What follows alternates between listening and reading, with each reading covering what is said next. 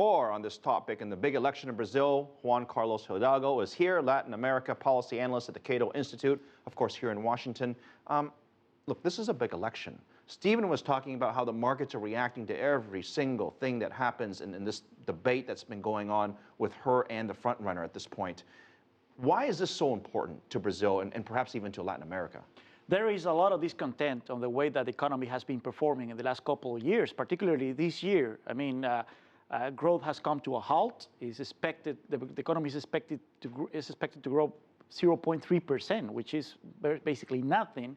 Inflation is once again one of the major concerns of Brazilian. It's gonna, according to some estimates, it's gonna be around 6.3% this year, which is gonna be in the upper limit of the central bank's inflation targeting. What the heck happened? How did we get here? Brazil was doing so well just a few years ago, and then we had the World Cup, the Olympics, all these big events that were coming or held.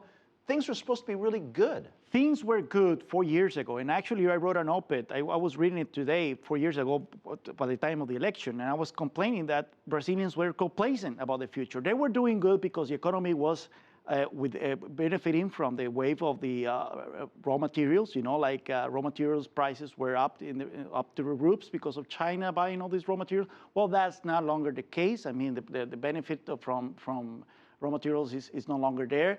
The economy was also benefiting, particularly during the Lula years, from the stability that provided the reforms in the 90s. But Rousseff had lots of time to do something. Why has not more been done?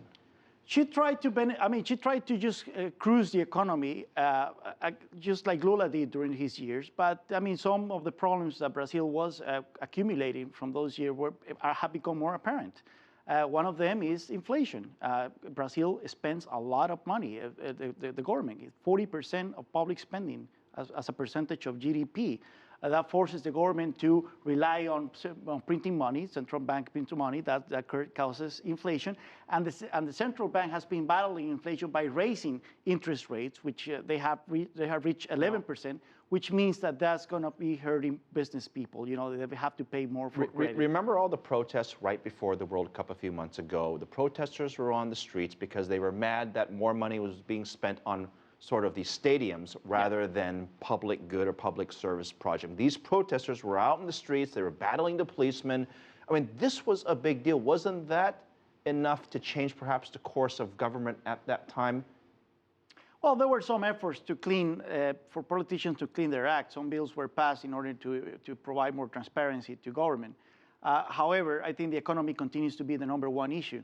Some people claim that Dilma's re-election chances depending on whether Brazil will win the World Cup or not. But we see that the Brazilian electorate is more sophisticated than that, and they actually are paying a lot of attention to growth, and they're demanding a growing economy. Earlier, we gave two numbers, and this is important because Rousseff is polling at 40%, Silva's polling at 30%. If people really want to change, why isn't Silva and the others perhaps polling higher?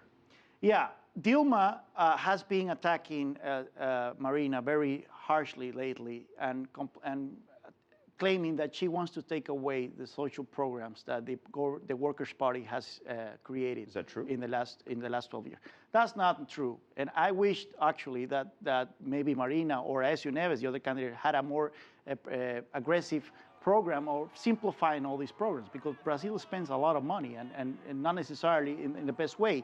So Dilma has been attacking Marina because she claims that Marina wants to cut social spending, which is not necessarily the case. And I think that has had an effect on her popularity. Let me take a small step back. Why should we care here in America? Why should we care in Mexico? Why should we care in China?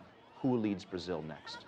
Well, not only, I mean, when it comes to the economy, we're talking about Latin America's largest economy. We're talking about a country of 200 million people. If Brazil were to grow on a yearly basis at 7% a year for, let's say, a decade, I think that the whole configuration of Latin America will be changed. We'll be talking about a totally different region.